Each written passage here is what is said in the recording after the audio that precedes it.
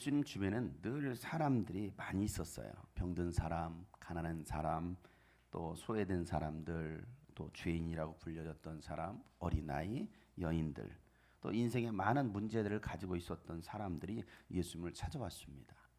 예수님께서 행하셨던 이적과 권세 있는 새 교훈의 말씀을 듣고 따라왔던 사람들도 있었지만 예수님께서 직접 찾아가 부르신 사람도 있었어요.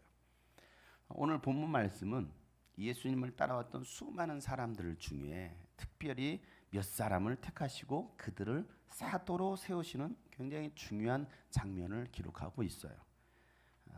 위임식과 같은 것이죠. 이 위임식을 위해서 예수님께서 먼저 하셨던 일이 있습니다. 그것이 뭘까요?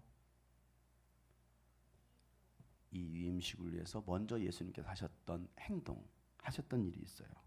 중요한 일을 앞두고서 예수님께서 항상 이것을 먼저 하셨어요.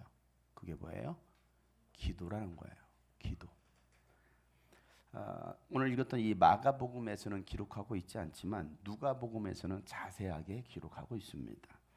누가복음 6장 12절부터 13절 말씀인데요. 여러분들이 성경을 읽을 때는 이 사복음서를 읽을 때는 비슷한 내용들이 많이 있기 때문에 그거와 연관된 말씀들 여러분 대조해서 보시면 됩니다. 마태복음에, 마가복음에, 누가복음, 요한복음에 어떻게 기록하고 있는가를 여러분들이 성경을 연구하는 자세가 바로 이렇습니다. 그래서 여러분들 함께 대조해서 보는 거예요. 누가복음 6장 12절부터 13절 말씀에 그 무렵에 예수께서 기도하려고 산으로 떠나가서 밤을 새우시며 하나님께 기도하셨다. 날이 밝을 때 예수께서 자기의 제자들을 부르시고 그 가운데서 12를 그는 사도들을 사도라고 부르셨는데, 자, 오늘 이 말씀에 보면 예수님께서 산에 오르셔서 뭐 하십니까? 밤새 기도하셨어요. 하나님께 기도하십니다. 여러분 무엇을 위해서 기도하셨을까요? 뭔가를 위해서 하루를 마무리하면서 기도하셨을 것이고 또 하루를 시작하기 위해서 밤이 맞도록 밤이 샜어요. 날을 샜어요. 그렇게 기도하셨어요. 그리고 날이 밝자마자 제자들을 부르십니다. 제자들아 내게로 나오너라. 제자를 부르십니다. 그리고 그들 가운데서 12를 뽑으시고 사도로 세우십니다. 그러니까 오늘 말씀 보면 예수님께서 이 사도들을 세우시기 위해서 기도하셨다라는 것은 사람을 세우는 것이 언제나 어려워요. 누군가를 세운다라는 것은 굉장히 어려운 일이에요. 그래서 예수님은 먼저 기도하셨습니다. 여러분 사회에서도 인재를 선출할 때에 면접을 보죠. 1차 서류 면접, 2차 대면 면접을 봅니다. 여러분 그냥 찾아왔다고 해서 그냥 다 받아주는 거, 서류 냈다고 해서 다 받아주는 거 아니잖아요. 그 회사에 맞는 엄격한 기준을 가지고서 인재를 뽑습니다. 또 대학교도 마찬가지예요. 지난주 수시 원서가 다 마무리가 되었어요. 수시 썼다고 해서 여러분 다 그 사람들을 다 받아주고 다 합격시킵니까? 아니에요. 제가 경쟁률을 들어가서 봤더니 경쟁률이요. 어떤 데는 뭐 10대 1, 20대 1 막 이래요. 또 어떤 데는 또 미달이에요. 보니까 신학과는 미달이라고. 미달. 신학과 합격시켜주면 하나님의 뜻인 줄 알고 가겠습니다. 요즘 그러면 안 돼요. 그냥 다 합격해요. 미달이거든요. 대학교도 마찬가지죠. 그 사람의 그 학교에 맞는 사람을 택해서 합격시키는 거예요. 예수님도 하나님의 나라를 세워갈 인재를 뽑기 위해서 기도하셨어요. 자신의 생각과 감정대로 하지 않았어요. 하나님의 아들이셨지만 예수님도 날마다 하나님 아버지의 뜻을 구하십니다. 뭐 하나님이신데 하나님의 아들로 오셨지만 하나님이신데 뭐 그냥 할 수 있는 거 아니에요? 그런데 안 그래요. 왜 그럴까요? 우리에게 모델이 되어주시는 거예요. 이와 같이 하는 거야. 하나님 아버지를 섬기는 사람들은 아들로서 이와 같이 하는 거야. 하나님의 자녀라고 한다면 이와 같이 하는 거야 하고서 예수님은 아들로서 그 모든 모습을 보여주셔요. 요한복음 5장 19절 말씀에 보면 예수께서 그들에게 말씀하셨다. 내가 진정으로 너에게 말한다. 아들은 아버지께서 하시는 것을 보는 대로 따라할 뿐이요 라고 말하고 있어요. 아들은 뭐 하는 거예요? 아버지께서 하시는 그대로 뭐 한다고요? 보는 대로 따라한다는 거예요. 보는 대로 따라한다. 아무것도 마음대로 할 수 없다. 아버지께서 하시는 일은 무엇이 있는지 아들도 그대로 할 뿐이다라고 말씀하고 있어요. 여러분은 중요한 일 할 때 무엇부터 하십니까? 여러분 어떤 인생에 굉장히 중요한 일을 중요한 것을 선택할 때 여러분 무엇부터 하시나요? 기도는 내 생각을 내려놓고 하나님의 생각을 묻는 거예요. 기도는요, 내 계획을 내려놓고 하나님의 계획, 하나님의 뜻대로 살아가기 위해서 하나님께 묻는 것이 바로 기도예요. 기도하면서도, 기도했다 하면서도 이것이 내 생각인지 하나님의 생각인지 내 계획인지 하나님의 계획인지 분별이 안 되는 사람들이 있어요. 그것도 기도하면 다행이죠. 전혀 기도하지 않는 사람도 있을 수 있고요. 기도했는데도 기도한다고 하면서도 여전히 이게 하나님의 생각이야 내 생각이야 하나님의 계획이야 내 계획이야 알지 못하는 사람. 여러분 하나님과의 친밀한 사랑의 관계가 되지 않는다면 우리는요 하나님의 뜻을 명확하게 알 수가 없어요. 제대로 알 수 없어요. 하나님은요 아브라함에게 뭐라고 말씀하십니까? 나의 뜻을 그에게 비밀리에 애매모호하게 가르쳐 주지 않는다라는 거예요. 명확하게 가르쳐 준다라는 거예요. 왜? 하나님과의 사랑의 관계 안에 있었던 아브라함, 모세도 마찬가지죠. 그러니까 우리가 하나님과의 그 사랑의 관계 안에 있으면 친밀하면 하나님은요 우리에게 그냥 대충 얼버무리면서 희미하게 보여주지 않아요. 아주 명확하게 가르쳐 주시는 거예요. 근데 왜 우리가 하나님의 뜻을 분별하지 못할까요? 하나님의 그 사랑의 그 깊은 관계 속에 들어가 있지 않은 거예요. 요한복음 5장 20절 말씀에 보면 아버지께서는 아들을 사랑하셔서 뭐 하셔서요? 네, 사랑해요. 아버지께서 아들을 사랑하셔서 하시는 일을 모두 아들에게 보여주신다라고 말씀하십니다. 모든 것을 보여주시는 거예요. 왜? 사랑하시니까. 또한 이보다도 더 큰 일들을 아들에게 보여주셔서 너희를 놀라게 하실 것이다 라고 말씀하십니다. 이게 사랑의 관계 속에서만이 가능하다는 거예요. 여러분 내가 이 사람을 사랑하지 않는데 내 모든 것을 다 보여줍니까? 아니잖아요. 사랑하는 그 관계 속에서만 모든 것을 다 오픈할 수 있는 것이죠. 하나님의 뜻을 아는 것도 하나님의 계획을 아는 것도 이와 같습니다. 우리가 정말 하나님과의 깊은 사랑의 관계 속에 있을 때만이 우리가 하나님의 뜻을 명확하게 알 수 있다는 것입니다. 모든 것을 보여주시는 것이죠. 처음 읽었던 이 누가복음을 다시 한번 읽어보겠어요. 누가복음 6장 12절 13절 말씀 시작. 그 무렵에 예수께서 기도하려고 산으로 떠나서 밤을 새우면서 하나님께 기도하셨다. 날이 밝을 때 예수께서 자기의 제자들을 부르시고 그 가운데서 12를 뽑으셨다. 그는 그들을 사도라고 부르셨는데 여러분 예수는 밤새 기도하시고 제자들을 부르십니다. 그리고 그 가운데서 몇 명을 뽑아요? 12를 뽑습니다. 12를 뽑아. 이 말은 무슨 말입니까? 12를 뽑기 전에 예수님에게 제자들이 더 있었다 없었다? 있었다. 많은 제자들이 있어요. 자, 제자들을 부르셨어요. 12만 있는 게 아니에요. 많은 제자들 가운데 특별히 12를 뽑으셨다는 거예요. 예수님께서 부르셨던 시몬과 또 안드레와 레위 외에도 많은 제자들이 있었다는 것이죠. 그들 중에 12를 뽑으신 이유. 자, 본문에서 이렇게 기록하고 있어요. 오늘 마가복음 3장 13절 말씀이에요. 다 같이 한번 읽어보도록 하겠습니다. 시작. 예수께서 원하시는 사람들을 부르시니 그들이 예수께로 나왔다. 자, 많은 제자들 중에 특별히 12를 뽑으셨는데 그들은 예수님께서 뭐 하는 사람이었어요? 원하시는 사람이었다라고 말하고 있습니다. 그리고 예수님께서 그들의 이름을 한 사람 한 사람 부르시는 거예요. 그러자 그들이 예수님의 이름을 듣고서 예수님 부르신 그 자신의 이름을 듣고서 뭐합니까? 예수님께로 나옵니다. 그리고 예수님은 그들을 뭐라고 부르셔요? 너희들은 이제부터 사도다라고 말씀하시는 거예요. 사도. 이 사도라는 단어는요 대리자라는 뜻입니다. 대리자. 파견한 사람의 직접적인 대리자의 자격으로 맡겨진 사명을 수행하는 사절을 부를 때 사용하는 단어가 사도라는 단어예요. 사도. 대리인이죠. 대리인. 하나님 아버지는요 아들 예수님께 일을 맡기셨습니다. 그리고 예수님은 이제 사도들에게 그 일을 맡기시는 거예요. 이런 위임식을 위해서 예수님께서 먼저 뭐 하셨어요? 기도하셨고, 그리고 많은 사람들 중에 그 12를 선택하시는 거예요. 예수님께서 특별히 여러분을 원하셔서 여러분의 이름을 부르신다면 여러분 어떻게 하시겠어요? 오늘 여러분들 중에 예수님께서 12사람의 이름을 부르시는 거예요. 여러분 어떻게 하시겠어요? 아멘 하고 나오시겠습니까? 아니면 잠시만요, 기도 좀 더 해볼게요. 예수님이 부르시는데도 기도해 보겠대요. 예수님이 여러분에게 말씀하셨는데 기도해 보겠대요. 우리 선영자매님 이렇게 불렀어. 제가 그 목사님 부른 거잖아요. 예수님 부른 거 아니잖아요.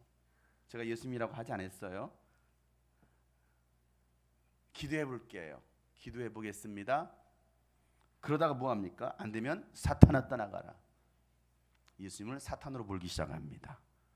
예수님께서 여러분에게 어느 순간에 말씀하셔요. 말씀 시간에 때로는 기도를 가운데 어떤 상황 속에서 여러분의 양육하는 프로그램에 하나님을 경험하는 삶이라는 게 있어요. 그 안에 있는 내용 가운데 이런 내용도 있어요. 주님께서 여러분에게 말씀하셔요. 오늘 이 주일 예배를 통해서 여러분에게 장용성 목사의 입을 통해서, 입술을 통해서 하나님께서 때로는 여러분에게 말씀하시는 것이거든요. 때로는 여러분 상황 속에서, 때로는 성경 읽다가 기도하다가 말씀하실 때 전혀 여러분이 생각하지 않는 상황, 여러분이 원하지 않는 그 상황에 딱 맞닥뜨렸어요. 어떻게 하시겠어요? 사탄아 물러가라. 이건 하나님의 뜻이 아닐 거야. 예수님이 12를 사도로 세우신 이유를 14절부터 설명하고 있습니다. 이게 사도들의 임무입니다. 역할이죠. 자, 14절부터 15절 말씀까지 우리 한 목소리로 읽도록 하겠습니다. 시작. 예수께서 12를 세우시고 그들을 또한 사도라고 이름하셨다. 이것은 예수께서 그들을 자기와 함께 있게 하시고 또 그들을 내보내어서 말씀을 전파하게 하시며 귀신을 쫓아내는 권능을 가지게 하시려는 것이었다. 여러분, 예수님이 사도로 따로 부르신 이유, 첫째, 자기와 함께 있게 하시려고 였습니다. 자, 예수님이 가시는 길이면 어디든지 함께 하는 거예요. 잘 때도 함께 합니다. 먹을 때도 함께 합니다. 늘 함께 하는 것. 다른 말로 말하면, 함께라는 단어를 다른 말로 말하면 가족이에요. 영적인 가족, 영적 가족. 여러분, 함께 할 때 배울 수가 있거든요. 특별히 가르쳐 주지 않아도 뭐합니까? 보고 배우는 거예요. 누구를? 엄마 아빠를. 나는 그렇게 가르치지 않았는데, 아니에요. 그렇게 가르치지 않았어도 엄마 아빠의 행동, 말하는 것을 보고서 아이들은 그대로 담습니다. 자녀들은요, 부모를 쏙 빼닮아요. 어쩜 그렇게 말하는 말투까지 똑같을까요? 행동도 똑같아요. 왜요? 배웠기 때문에 그래요. 배웠기 때문에. 보면서 그냥 머리끝부터 발끝까지 다 닮아요. 가르쳐주지 않아도. 그 이유가 어디 있습니까? 함께하고 있기 때문에 그래요. 예수님은 여러분과 함께하기를 원하십니다. 이게 사도들을 부르신 이유입니다. 자, 사도로 따로 부르신 이유 두 번째는요, 내보내셔서 말씀을 전하게 하시려는 것이었어요. 여러분, 함께라고 해서 그냥 우리끼리만 해서는 안 돼요. 우리끼리만 여기가 좋사오니 헤어지지 말자. 우리끼리 똘똘 뭉치자. 그리고 뭐합니까? 안 나가려고 그래요. 그냥 이 안에만 머물러 있는 거예요. 교회 안에만 머물러 있는 거예요. 교회 안에 있을 때는요, 다 믿음이 있어 보이고요, 다 신앙생활 잘하는 것처럼 보여요. 예수님 잘 믿는 사람처럼 보입니다. 교회 안에 머물러 있을 때는. 근데 예수님은 우리끼리만이 아니에요. 함께 우리끼리만이 아니라 뭐 하십니까? 이제는 흩으시는 거예요. 나가라는 거예요. 교회 밖으로 나가라는 것입니다. 나가서 뭐 하라고요? 말씀을 전하라는 거예요. 내가 너에게 함께하면서 가르쳐 줬어, 배웠어. 그럼 이제 나가서 말씀을 전하라는 거예요. 예수님이 12 제자들과 함께 지내시면서 하나님 나라에 대해서 가르쳐 주셨습니다. 그리고 그들을 이제는 세상으로 내보내시는 거예요. 여러분, 진짜 제자 훈련은요, 오늘부터 본격적으로 제자 훈련 또 양육이 들어갑니다. 양육을 하게 됩니다. 12주 과정. 여러분, 12주 동안 책상에 앉아서 성경 공부한다고 해서 그가 제자가 되는 게 아니에요. 내가 이 과정 생명의 삶 맞춰서 예수님 자리에 맞춰서 믿음의 삶, 변화의 삶 다 했어. 근데 변화가 일어나지 않아요. 믿음도 없어. 있던 믿음까지 까먹어. 예수님 짜리하고 뭐 하나님을 경험하는 삶을 하고 뭐 이것저것 다 하는데 그걸로 끝나. 왜 그렇습니까? 왜 삶의 변화가 일어나지 않을까요? 여러 이유가 있어. 여러 이유가 있어. 여러분, 우리는 이 책상에 앉아 성경 공부한다고 해서 제자가 되는 것이 아니라 세상으로 나가서 하나님의 말씀을 전하는 거. 여러분, 오늘날 기독교인들이요, 듣는 것은 합니다. 오늘도 여러분 듣고 있잖아요. 하품하면서 듣고 있고 눈 감고 듣고 있고 다 듣고 있어요. 듣긴 해요. 왜? 전라도 말로 귓구녕이 열려 있으니까. 들리십니까, 여러분? 잘 들리십니까? 여러분, 제대로 듣고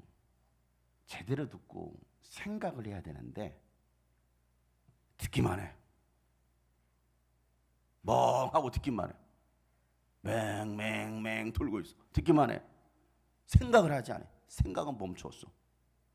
말씀을 듣고 생각을 해야 되는데 그 말씀을 듣고 생각하는데 생각을 하지 않아요. 하나님의 말씀을 깊이 생각하지 않고요, 마음에 새기지 않는 거예요.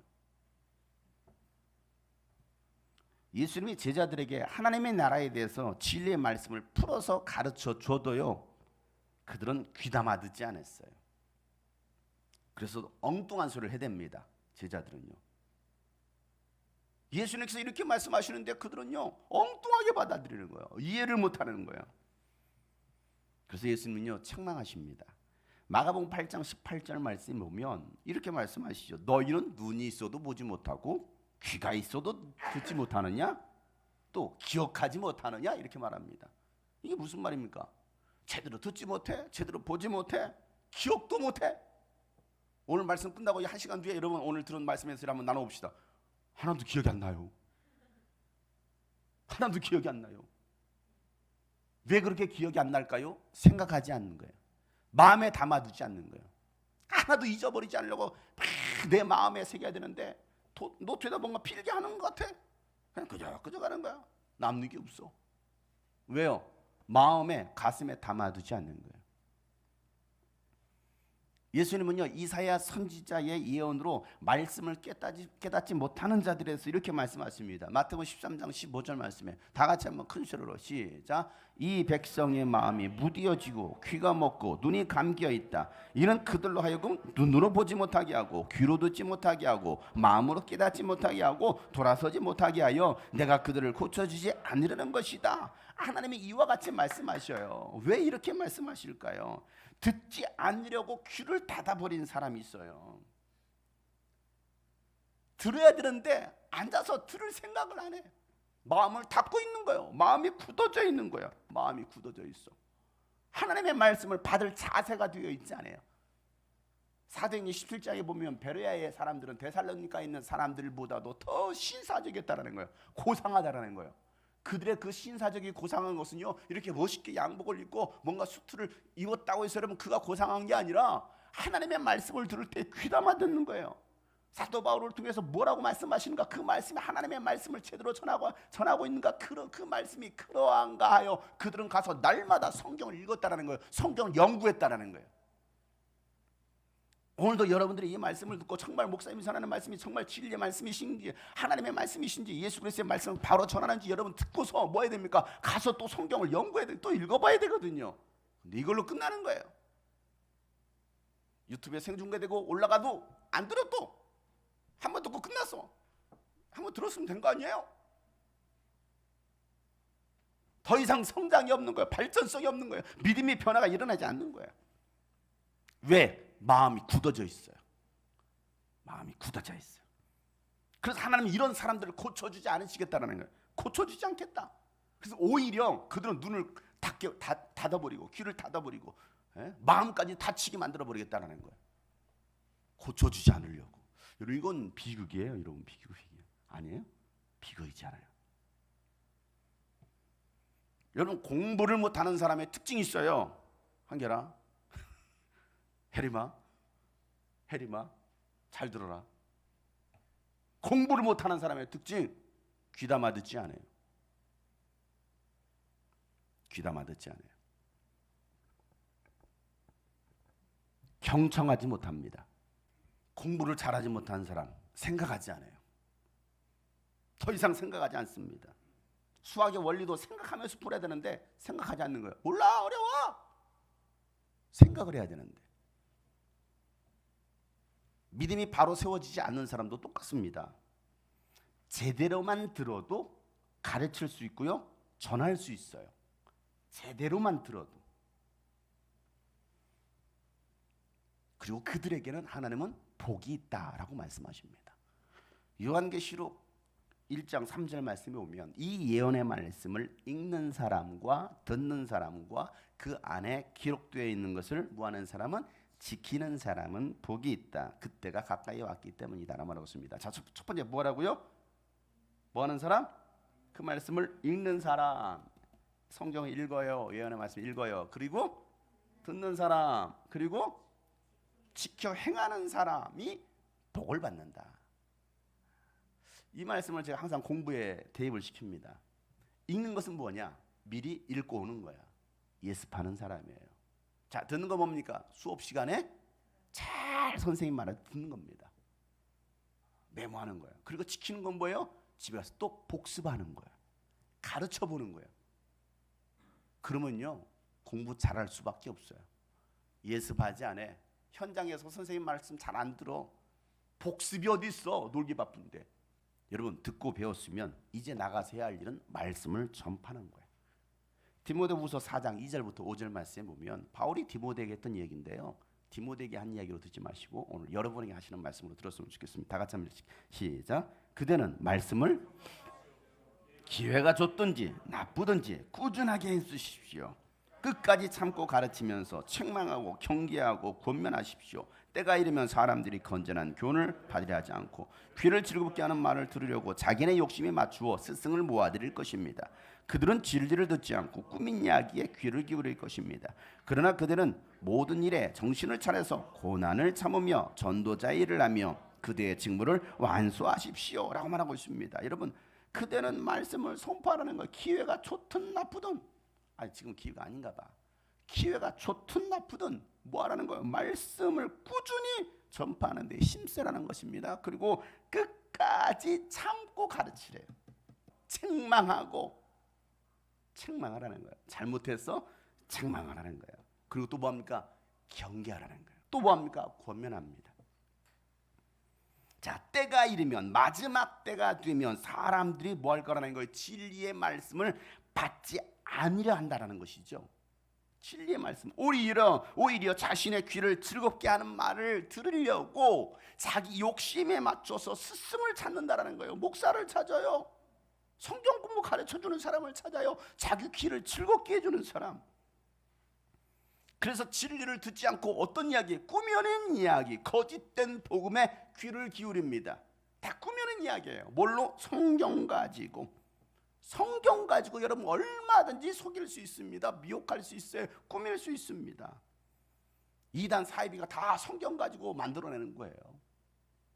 여러분들 바른 진리를 알지 못하면 가슴을 찢고 회개하라는 그 목사보다는요, 모든 것이 자유다라고 말하는 목사를 따라다닙니다. 다 자유라는데 이렇게도 자유고 저렇게도 자유고 진리 안에 우리를 자유케 했다라는 게 어때? 자유입니까? 방종입니까? 그런 목사의 말을 사람들은 듣기 좋아하는 거예요. 왜 자유함이 없습니까? 여러분 자유가 왔잖아요. 자유하십시오. 여러분, 이런 시대가 도래할 때 여러분은 정신을 차리고 고난을 참고 전도자의 일을 하고 직무를 완수해야 된다고 오늘 말씀하고 있는 거예요. 디모데전서에서는요, 이렇게 예언하고 있습니다. 디모데전서 4장 1절에 다 같이 시작. 성령께서 헌히 말씀하십니다. 마지막 때 어떤 사람들은 믿음에서 떠나 속이는 영과 악마의 교훈을 따를 것이다. 마지막 때가 되면 어떤 사람들이 신앙생활을 하다가 믿음에서 떠난다는 거예요. 열심히 교회생활 하다가 믿음에서 떠나요. 그리고 뭐합니까? 속이는 영과 귀신의 가르침, 마귀의 교훈을 따를 것이다라고 예언하고 있습니다. 여러분, 다 떠나는 게 아니에요. 여러분, 상황이 이렇게 어렵다라고 해서 믿음을 지키기가 어려운 환경이 되었다 다 떠나는 게 아닙니다. 믿음을 지키지 못하는 어떤 사람들이 떠난다라는 거예요. 그러니까 이 가운데도 떠날 사람이 있을 수 있어요. 믿음을 지키지 못한다면, 끝까지 지키지 못한다면 여러분은 끝까지 진리의 말씀, 바른 말씀을 붙드시고 믿음 위에 굳게 서 있으시길 바랍니다. 그렇지 않으면요, 떠나는 거예요. 떠나는 거예요. 사도로 따로 부르신 세 번째 이유는요, 귀신을 쫓아내는 권능을 가지게 하시려는 것이다 라고 말하고 있습니다. 마태복음 10장 1절에 보면 이렇게 이 말씀을 쓰고 있어요. 다 같이 시작. 예수께서 12 제자를 부르셔서 더러운 귀신을 제한하는 권능을 주시고 그들이 더러운 귀신을 쫓아내고 온갖 질병과 온갖 허약함을 고치게 하셨다. 12 제자를 부르셨잖아요. 더러운 귀신을 제어할 수 있는 권능을 주셨습니다. 그들이 더러운 귀신을 쫓아내고 온갖 질병과 온갖 약한 것, 허약한 것을 고치게 하셨다는 거예요. 여러분, 왜 이 권능을 우리에게 주셨을까요? 왜 이 권능이 우리가 있어야 됩니까?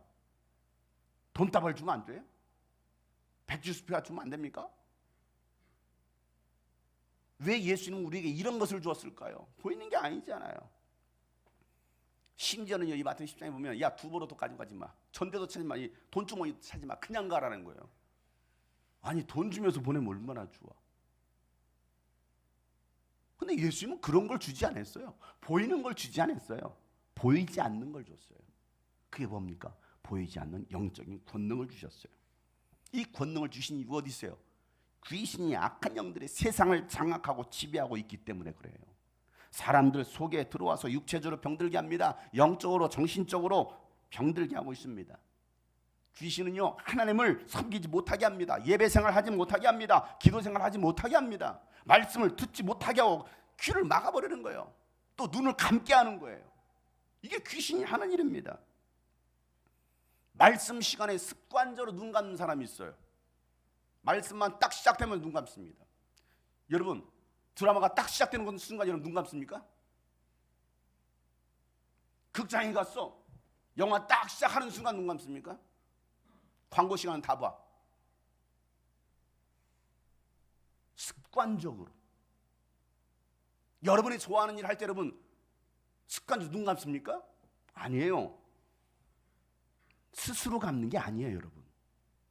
말씀만 들으려고 하면, 예배하려고 하면 여러분 눈 감고 생각하는 게 아니에요. 말씀을 집중해서 듣는 게 아니에요. 말씀은요, 눈 뜨고 집중해서 듣는 거예요. 귀신이 여러분의 육체와 생각을 사로잡고 여러분을 조종하는 거예요. 성경만 읽으려고 하면 그렇게 졸려, 수면제야. 말씀만 들으려고 하면 그렇게 졸려요. 귀신이 못 듣게 하는 거예요. 왜? 생명의 말씀이 여러분 영혼 속에만 들어가면 귀신이 떠날 수밖에 없는 거예요. 어둠의 영은 떠나는 거예요. 그러니까 빛된 말씀을 듣지 못하도록 뭐합니까? 눈을 감게 합니다. 귀를 닫아버려요. 전혀 안 들리는 거예요. 마가복음은요, 귀신을 쫓고 병든 자들을 고치는 사건들을 굉장히 자세하게 많이 기록하고 있습니다. 귀신은 인간의 육체 속에 들어와서 인간들을 장악하고 인간들을 죽이려고 하고 인간을 괴롭힙니다. 마가복음 9장 25절 말씀에 보면, 나중에 이제 우리 계속 마가복음 읽으니까 자세히 읽겠지만은, 자 9장 25절 말씀 큰 소리 한번 읽어보겠습니다. 시작. 예수께서 무리가 어울려 달려오는 것을 보시고 악한 귀신을 꾸짖어 말씀하셨다. 벙어리와 귀머거리가 뛰게 하는 귀신아, 내가 너에게 명한다. 그 아이에게서 나가라. 그리고 다시는 그에게 들어가지 말아라. 여러분, 벙어리 되게 하고 귀먹게 한 귀신아, 그 아이 속에서 나가고, 이렇게 말하고 있어요. 귀신이 들어가서 벙어리 되게 하고 귀머거리가 되게 한다라는 거예요. 누가 들어가서? 귀신이 그 사람 속에 들어가서, 귀신이 여러분 속에 들어가서 말 못하게 하고 듣지 못하게 한다라는 거예요. 예배도 마찬가지예요. 귀신이 여러분 속에 들어가서 여러분을 장악하면 소리내서 찬송 못합니다. 다 소리내서 찬송해도요, 입 딱 다물고 있어요. 다 마스크 쓰고 있어요. 소리 못 내요. 기도 못합니다. 하는데요, 입 딱 다물고 있습니다. 여러분, 물속에 빠졌어요. 죽어가고 있습니다. 입 다물고 있습니까? 살려주세요 안 합니까? 불에 타 죽고 집에 불 났는데 불이 안 합니까? 입 다물고 있는 거예요. 왜? 죽이려고. 기도 못하게 하는 거예요. 찬양 못하게 하는 겁니다. 아, 저는 내성적이라서 못합니다. 거짓말하지 마세요. 세상 노래 그렇게 잘해요. 세상 노래, 아이들 그렇게 노래 뭐 코너 가가지고 그렇게 노래 잘 불러댑니다. 근데 교회에서 찬양하라면 입 딱 다물고 장난만 치고 있어요. 누가 장악한 거예요? 그 속에 귀신이 들어가서 장악하고 있는 거예요. 세상 말은 그렇게 잘해요. 세상 말은. 그런데 하나님을 예배하는 것은 못하게 하는 거예요. 세상 드라마, 세상 소리는요 그렇게 잘 들어도요 말씀은 듣지 못하게 하는 거예요. 하루에도 수십 번 손에서 스마트폰을 내려놓지 않잖아요. 수시로 확인하잖아요. 근데 우리는 하나님의 말씀은 수시로 확인하지 않아요. 하나님의 말씀은 수시로 듣지 않아요. 세상의 정보는 그렇게 많이 보려고 합니다. 유튜브는 그렇게 잘 찾아봐요. 그런데 하나님의 말씀은 보려고 하지 않아요. 에이, 목사님 설교 한 번 들으면 끝난 거지. 뭘 또 들어, 또 듣고 또 듣고 또 들어.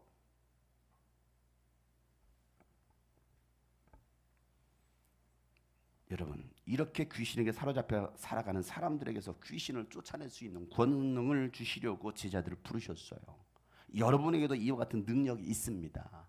12 사도들에게만 주시는 것이 아니라 예수님을 믿는 여러분 모두에게도 주신 것을 믿으시길 바랍니다.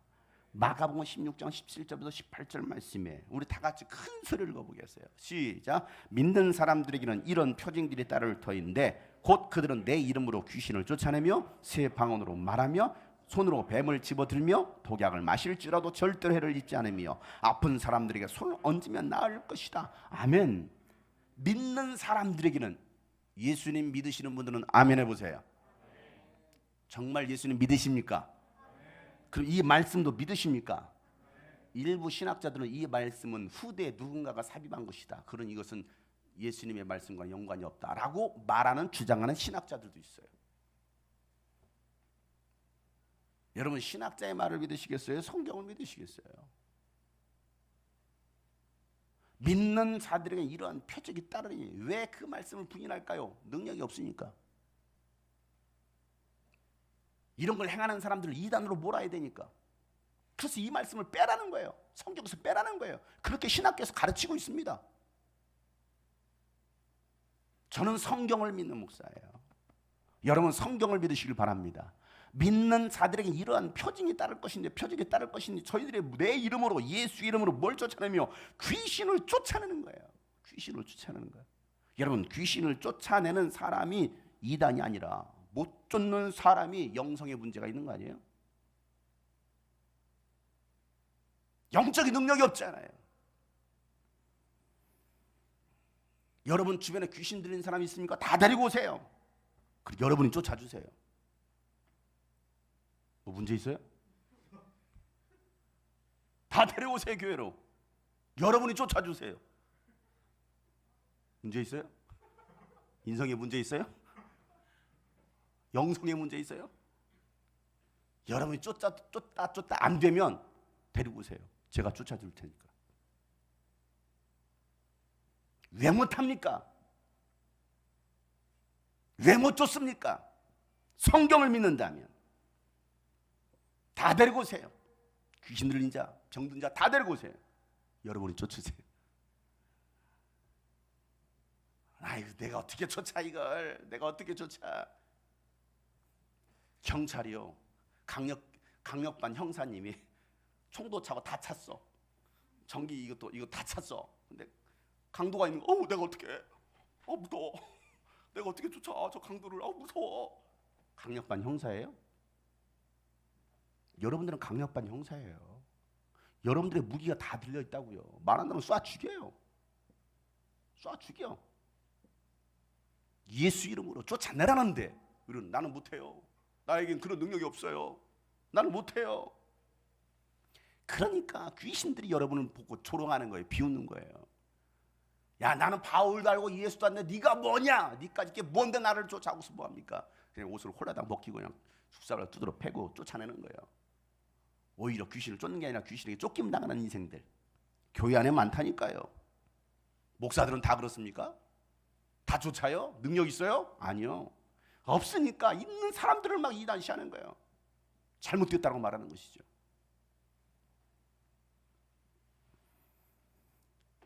예수님은요, 이 권능까지도 제자들에게 위임해 주신 거예요. 여러분에도 이 능력이 있음을 믿으시고 사용하시길 바랍니다. 능력은요, 자꾸 사용해야 그 능력이 갑절이 되는 거예요. 갑절이 되는 거예요.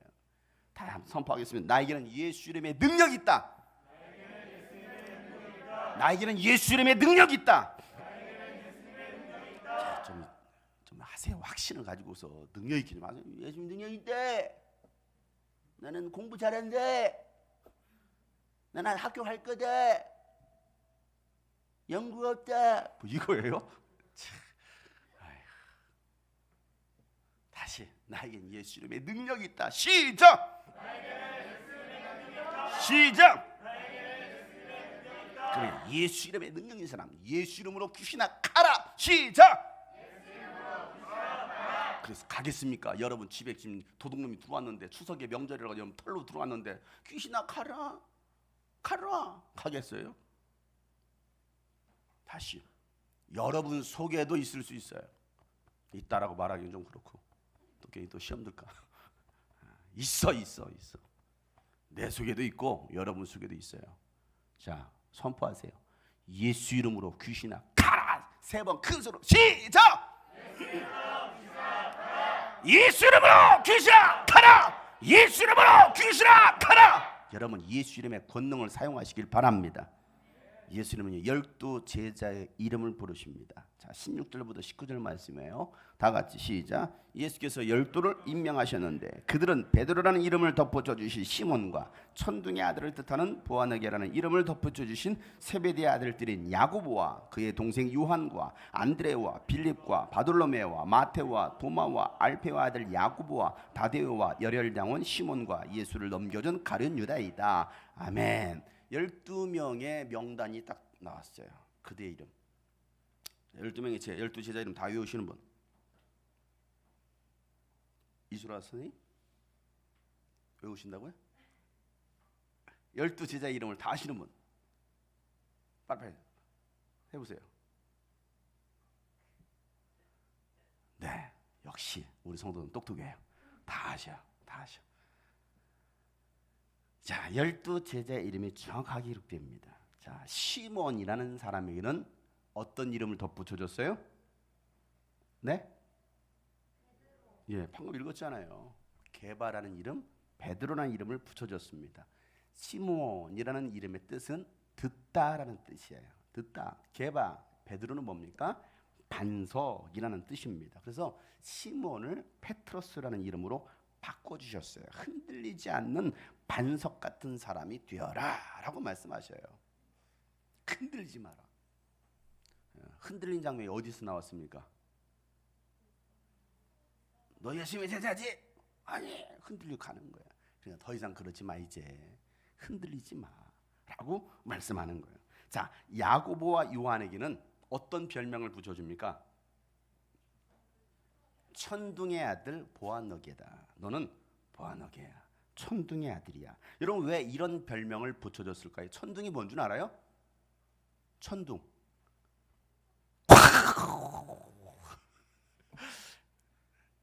천둥. 이게 천둥이잖아요. 그죠? 왜 이 별명을 붙여줬을까요? 이 둘은 야고보와 요한은 형제입니다. 형제예요. 천둥. 이 별명처럼 성격이 굉장히 불같은 사람이에요. 성격이 아주 뜨겁습니다. 예수님께서 예루살렘으로 올라가시는 길에 사마리아 땅에 사마리아 마을에서 잠시 들르고자 했어요. 야, 우리 이 마을에서 좀 잠시 들러서 쉴까라고 했는데 그때 사마리아 사람이 예수님을 맞아들이지 않습니다. 나가시오. 우리 마을에서 나가시오. 맞아들이지 않습니다. 그때 이 야고보와 요한이 예수님께 뭐라고 말하는지 아십니까? 예수님, 하늘에서 우리가 불을 내려서 저들을 다 태워버리라고 한번 명령할까요? 이 정도면 여러분 센 오빠들 아니에요? 그죠? 이 정도면 불태워 죽여버려요. 그냥 다 사질러버려. 대단한 사람들 아닙니까? 이게 누가복음 9장 53절 54절에 나온 말씀이에요. 누가복음 9장에 보면 이 말했다가 된통 혼납니다. 예수님한테 뭘 불사질러 죽여? 혼나요. 자, 이 정도로 불같은 사람인데요. 성격이 정말 천둥 같은 사람이, 천둥의 아들들이잖아요. 와, 할 수 있는 사람들. 이렇던 사람들인데 그들이 성령을 받고 야고보는 최초 순교자가 돼요. 최초 순교자. 그리고 요한은요, 가장 오랫동안 살면서 유배를 당하고 성경을 기록하고 천둥 같은 하나님의 말씀으로 요한계시록을 기록하고 죽임을 당합니다. 요한복음 보면은 이 천둥 같은 분위기가 나요. 굉장히 부드럽습니까? 하나님은 사랑이시라. 요한 1서 2서 3절을 보면요, 하나님은 사랑이시라. 그래서 굉장히 부드러워요. 그런데 원래 그랬던 사람들이 아니에요. 여러분, 시몬과 야고보와 요한에게는요, 별명까지 붙여주실 정도로 12 제자 중에서는요, 특별히 이 3명을 더 예수님은 가까이 두십니다. 그리고 나머지 제자들 중에는요, 예수님을 팔 가룟 유다도 포함이 되어 있어요.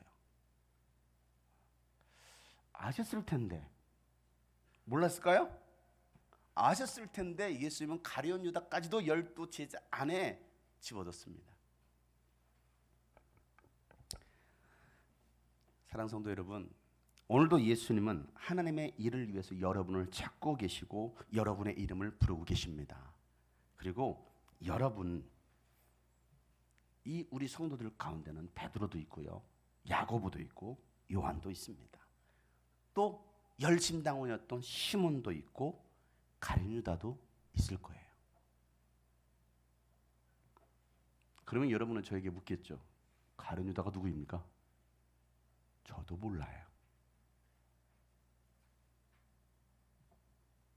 주님만 아셔요. 똑같은 질문 하잖아요. 내니까? 팔자가 누구입니까? 내니까? 누구입니까?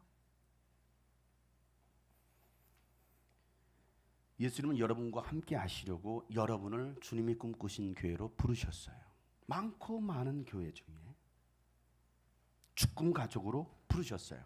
이 공동체 안에서 가르침받고 훈련받아서 세상으로 내보내셔서 복음을 전파하게 하시는 거예요. 그리고 병든 자들을 고치고 귀신을 쫓아내라고 권능도 주셨습니다. 여러분, 아무리 이 세상이 악하고 전도하기 어려운 시대가 되었다 할지라도 우리는 뭐 해야 됩니까? 복음 들고 세상으로 나가야 되는 거예요. 세상이 이래도 기독교에 대한, 교회에 대한, 기독교에 대한 혐오감을 가지고 있는 이 시대에 우리가 살고 있어도 그래도 그들조차도 구원받아야 될 영혼이기 때문에 우리는 그들에게 또 가서 복음을 전하는 거예요. 듣든지 아니 듣든지, 환영하든지 환영하지 않든지 우리가 할 일은 뭐 해야 됩니까? 기회가 좋든 나쁘든 하나님의 말씀을 오늘 들었다고 하면 이 말씀을 전파하는 거, 이게 오늘 우리가 해야 될 일입니다. 잃어버린 영혼을 찾아 구원하는 거, 이게 오늘 우리가 해야 될 일이에요. 귀신을 내어 쫓고 마귀를 퇴적하고. 지금은 마지막 시대, 마지막 추수의 때입니다. 마지막 남은 추수의 때예요. 이제 얼마 남지 않았습니다. 주님 나라에 들어갈 날 얼마 남지 않았어요. 예수님 오실 날 얼마 남지 않았어요. 여러분이 베드로예요. 여러분이 천둥의 알들들입니다. 그 부르심과 또 보내심 따라 소명과 사명대로 살아갈 수 있는 여러분 되시기를 주님의 이름으로 축복합니다. 나의 부르심, 소명, 오늘 여러분을 부르셨잖아요. 나의 보내심, 주님이 여러분을 보내신단 말이에요. 세상으로 나가라. 그래서 귀신을 내어 쫓고 그들이 가지고 있는 영적인 문제들, 육적인 문제들, 연약한 것들을 고쳐주어라. 그리고 잃어버린 영혼을 찾아 구원하라. 이것이 오늘 주님께서 우리 하시는 주의 음성입니다. 그 뜻에 순종하며 살아갈 수 있는 이 10월 한 달이 되기를 축복합니다. 큰 권세 주께 있으니 큰 권세 주께 있으니 너는 가서 주의 복음 전하라. 주가 너 항상 지키리. 큰 권세 큰 권세 주께 있으니 큰 권세 내게 있으니 권세 내게 있으니 너는 가서 주의 복음 전하라 주가 너 항상 지키 다시 한번 큰 권세 주께 있으니 큰 권세 주께 있으니 큰 권세 주께 있으니 너는 가서 주의 복음 전하라 주가 너 항상 그렇습니다. 큰 권세 주께 큰 권세 주께 무력해 있지 마세요. 넘어져 있지 마세요. 믿음을 붙드세요. 하나님의 말씀에 서세요. 너는 가서 주의 복음 전하라 주가 너 항상 지키 큰 권세 큰 권세 주께 있으 큰 권세 내게 있으니 권세 내게 있으니 너는 가서 주의 복음 전 그렇습니다. 주님과 함께 복음을 전하기를 원합니다. 다같이 통성으로 기도합시다. 하나님 아버지요 우리에게 권능을 주셨으니 권세를 주셨으니 하나님 악한 영들에게 지지 아니하고 하나님 아버지요 승리하는 저희들 되게 하여 주시옵소서. 큰 권세 주께 있으니 큰 권세 주께 있으니 너는 가서 주의 복음 전하라 주가 너 항상 지키리 큰 권세 주께 있으니 큰 권세 주께 있으니 너는 가서 주의 복음 전하라 주가 너 항상 지키 큰 권세 주께 있으니 큰 권세 주께 있으니 너는 가서 주의 복음 전하라 주가 너 항상 지키 흑암에 사는 백성들을 보라 흑암에 사는 백성들을 보라 수많은 신령 멸망하겠네 그 누가 갈까 주의 복음 들고 생명을 구원하는 곳은 큰 권세 주께 있으니 큰 권세 주께 있으니 너는 가서 주의 복음 전하라 주가 너 항상 지키 구원의 문은 넓게 열렸으니 문은 넓게 열렸으니 십자가 군병 일어나거라 너희의 힘을 하나로 뭉쳐서 죄악의 쇠사슬을 끊어 큰 권세 주께 큰 권세 내게 있으리 너는 가서 주의 복음 전하 주가 너 항상 지키리 왜 너는 멸망의 길을 왜 너는 멸망 길을 가려느냐 주 음성 듣고 응답하여라 널 구원하여 예수 죽었으니 생명의 참된 복음 전하 큰 권세 주께 큰 권세 내게 있으니 너는 가서 주의 복음 전하라 주가 너 항상 지키리 온천한 맘 승리의 그날에 영광과 찬송 주께 드리네 속죄함이고 구원받았으니 기쁘게 할렐루야 큰 권세 주께 있으니 큰 권세 주 너는 가서 주의 복음 전하라 주가 너 큰 권세 주께 있으리 큰 권세 주께 있으리 큰 권세 주께 있으리 너는 가서 주의 복음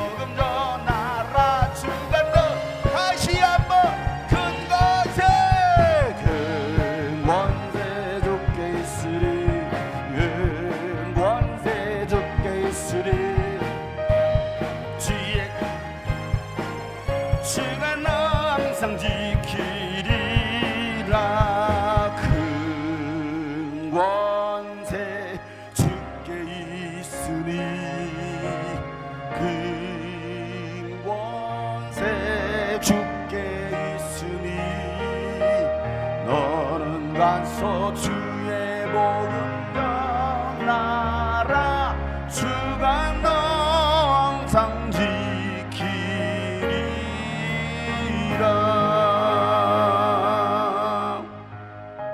이제는 우리 구주 예수 그리스도의 은혜와 하나님 아버지의 놀랍고도 지극하신 사랑과 성령님의 감화와 감동 교통 충만하심이 소명대로 사명대로 살아가기로 결단한 모든 하나님의 사람들 머리 위에 이제로부터 영원토록 함께 하시기를 간절히 축복하며 기도하옵나이다. 아멘.